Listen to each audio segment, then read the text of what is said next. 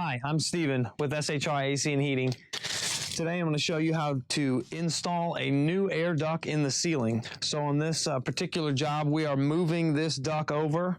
We're taking it out of what is the hallway and we're putting it into the front room of this house. So we're going to move it over 4 feet. So for this one, we're going to move this box, which is already attached. We're going to leave that one. We're going to remove the duct, install a new box, and hook the duct back up to the new box. 48 inches is going to be right here, and it's going to sit right over the other side of this joist. And I want it to be in line with that one because I've already sighted this duct. Move some insulation out of the way.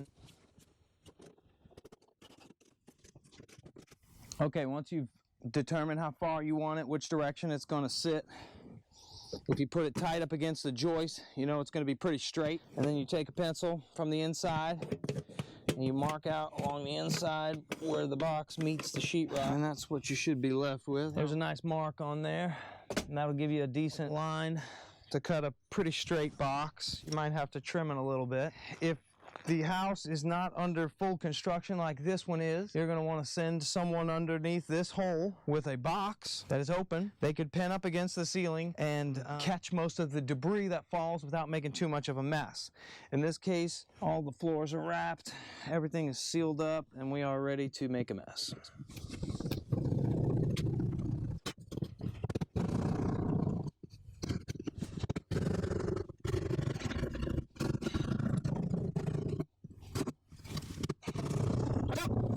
Now, when you finish cutting your hole, make sure your box fits in it. It should fit flush to the ceiling with your flanges all fitting inside of your cut.